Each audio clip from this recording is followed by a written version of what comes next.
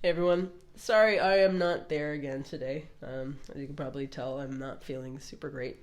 But I'll try and make sure that I am there tomorrow. Just to start us off, I want you to take a look at these two different groups of compounds, and then everything in group A has something in common. Everything in group B has something in common. So there's something about the types of elements that we have in here that make them belong to two different groups. So I just want you to pause this here for a second and then just discuss it with a partner or with your group. What do you think group A has in common, and what do you think group B has in common?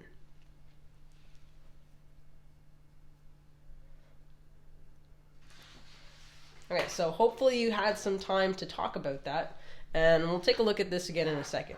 But I wanted to make sure that we got a couple of different terms down as we're getting into this. So the first term we're going to be talking about today is the term ionic. And then the second one we're going to be talking about is the term covalent. So hopefully the term ionic looks a little bit familiar because it has that word ion in it. And we talked in the last class about how ions are charged atoms. So when we're originally looking at the periodic table, we talk about elements being neutral, which means that they have no charge because the number of positives and the number of negatives happen to kind of balance each other out. And then we also talked about what happens when we either gain electrons or lose electrons. And elements want to do this in order to have a full valence shell, and that makes them much more stable so they don't react. It makes them like noble gases with a full valence shell.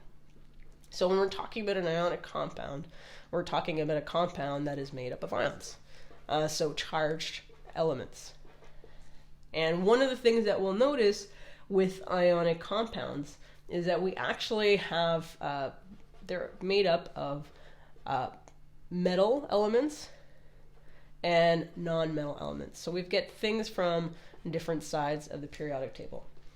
And if we're going to be just taking a look at the periodic table again, just a reminder that this little dividing line here is a really important line because it kind of splits everything up into two teams.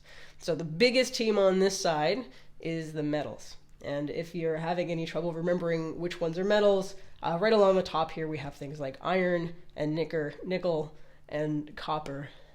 And those are, we know that those things are metals. You know, copper are the things that pennies are made out of. And over on this side, we have things that are non-metals. So we have things like oxygen and nitrogen and carbon. These are things that we know are non-metals, and you can think about oxygen as something that we breathe in and out, and we're definitely not breathing in a metal. So one thing I want to just make sure that we keep in mind is that a lot of times people make the mistake and they think non-metals are all gases, and that's not the case. So only the blue ones here are gases, but we still have like a liquid, we have a couple solids. So just because it is a non-metal doesn't mean that it's necessarily a gas. So these, because they're on different sides of the periodic table, they act differently. And if you want to know why, that's what the whole first unit of grade 11 chemistry is about. But you can ask me about it in class. But for a very simple understanding, anytime we see a metal and non-metal together, we know that it's going to be an ionic compound. And ionic compounds are the ones that we kind of talked about with ions, in which we have a give and a take of electrons. And there's my short form for electrons, E with the negative, with the different ions, and that caused them to become either positive or negative. So you always have one ion that is positive, one ion that is negative. And because of that, they attract to each other because opposites attract. So they're kind of like magnets in that way, where they attract to each other because they're just different charges. So that's talking about things that are ionic. Okay? Metal, non-metal, made up of ions, and it's that give and take of electrons that cause them to attract or stick to each other. Covalent, hopefully you can pick out some things that are a little bit more familiar in covalent here. So if you think of the word co, take like 2 seconds and think about any words that you know that start with the word co.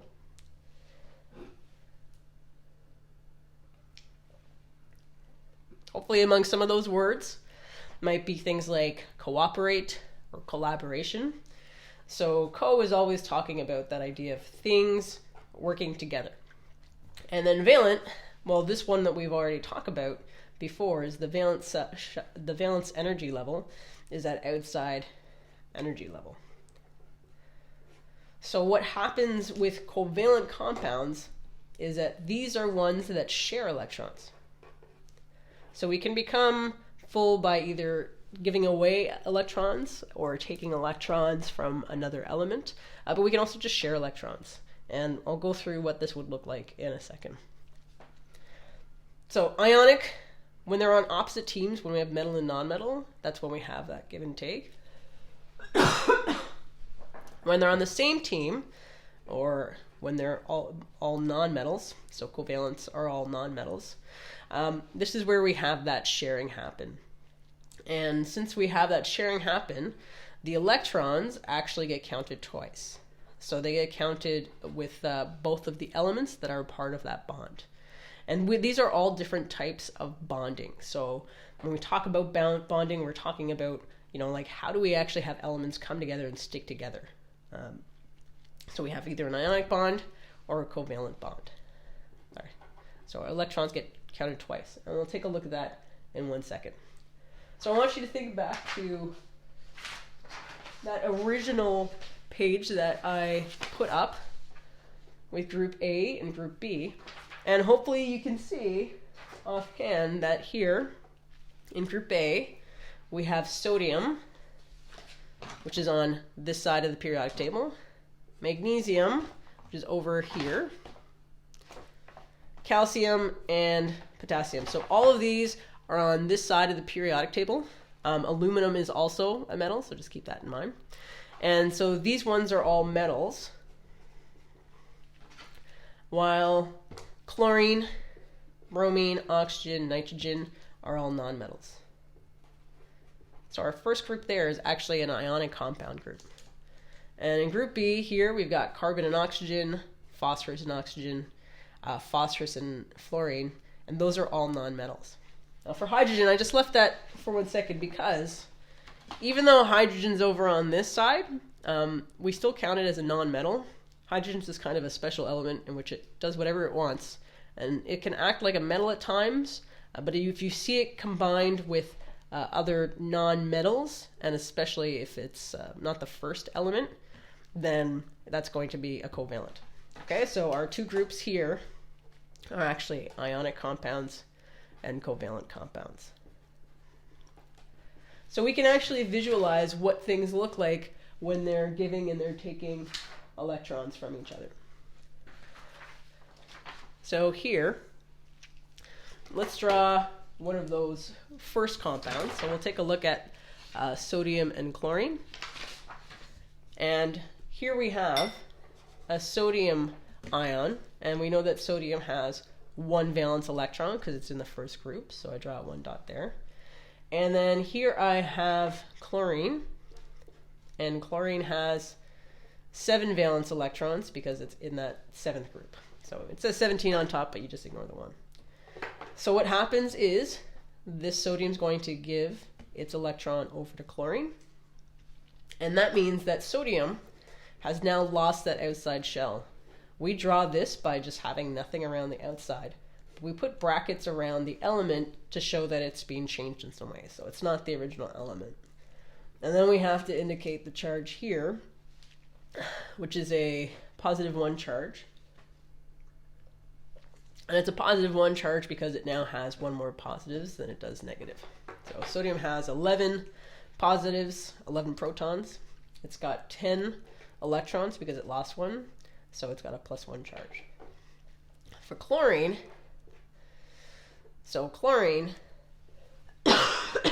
similar rules. Here we've got a full valence shell with chlorine. We're also going to be putting some brackets around this one to show that it's changed. And since it has a negative, one extra negative than it did before, it's going to be a -1 charge. So it doesn't really matter if you put the negative after or before.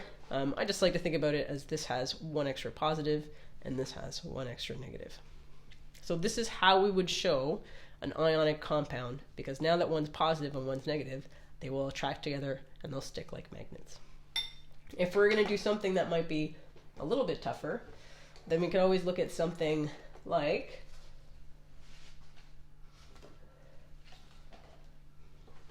let's say gallium. Okay, so if you look at your periodic table, gallium is still a metal, and gallium is going to have 3 valence electrons. Gallium, and we're going to look at sulfur. So sulfur is one that has 6.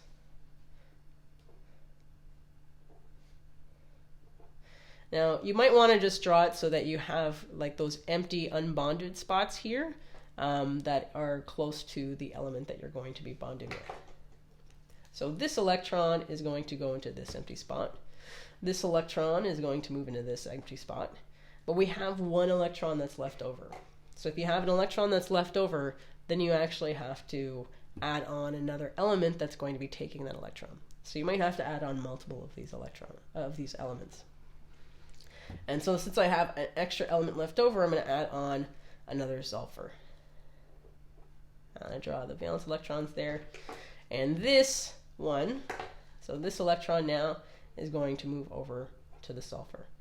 However, I still have an empty spot here that is not full. So because I have an empty spot, I have to add on another element that's going to be giving electrons. And so this electron is going to be moving over here, and I'm in the same situation as I had before. I still have 2 electrons left over that haven't moved anywhere.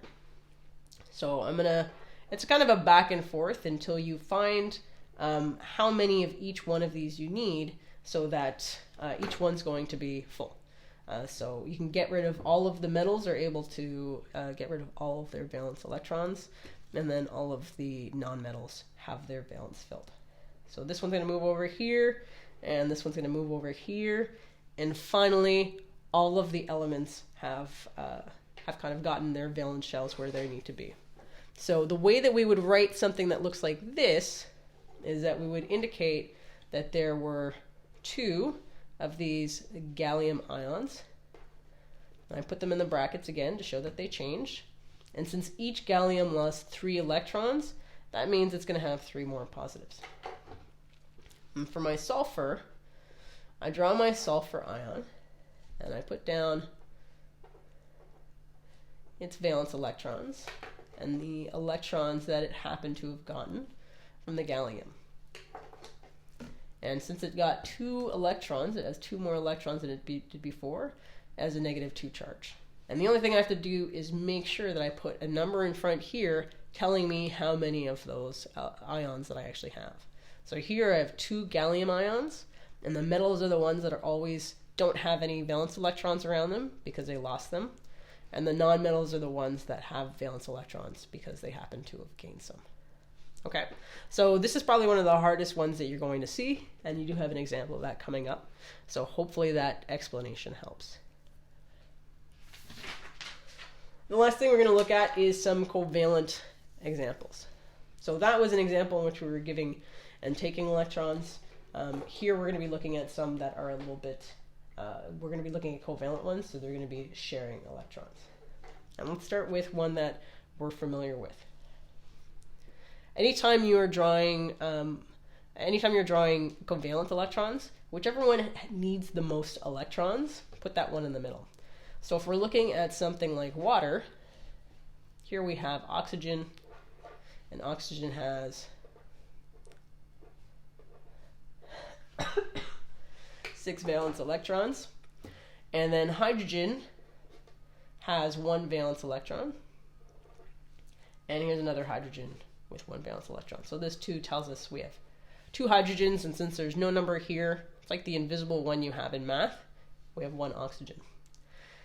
So, I can draw these 2 together. I could do like a little circle around these, just to show that these things are actually going to be forming a bond together. And then here, I always want to make sure that I'm double checking that all of the elements have their full valence shell. So hydrogen, these 2, since they're sharing it, it has this electron from oxygen and its own electron that counts as part of its valence. So hydrogen has 1, 2 valence electrons, and that's full because all you can fit in that first orbit, or the first energy level, is 2 electrons.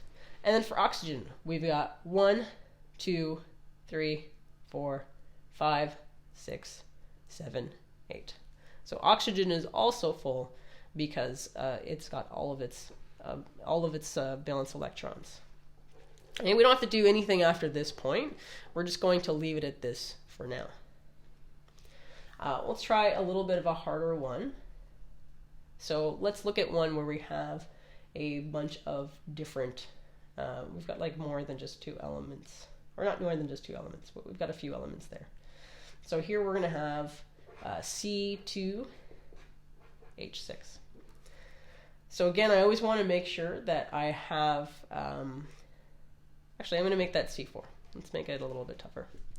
So carbon has 4 valence electrons, and it needs 4 to be full. Hydrogen has 1 valence electron, so it needs that 1 to be full. So since carbon has more valence electrons, I'm going to put my 2 carbons in the center. So here's my carbon, here's my carbon. And then I'll put in the valence electrons on carbon. And I'm just going to use X's here just so I can tell the difference between my valence electrons. I also have 4 hydrogens, so I'm going to kind of spread out the hydrogens on the different carbons. I'm going to put 2 hydrogens over here and 2 hydrogens over here. So I think about this as like you kind of almost use those little circles that we used up here to just almost like lasso them and then show them that they're going to be connected. So this one's going to be connected to this carbon. This hydrogen is going to be sharing an electron with that electron from carbon. Here we've got carbon and hydrogen and carbon and hydrogen. So all the hydrogens will be happy because they will all have 2 electrons. But we've got these 2 that don't have anything that they're bonded with yet. So we've got to make sure that there's no electrons that are left over in any of our compounds that don't have bonding. So here we're going to circle those together, and these ones are going to circle together. So we can actually have more than 1 bond in between 2 different elements. And if we're going to draw that over again, just to make it a little bit nicer.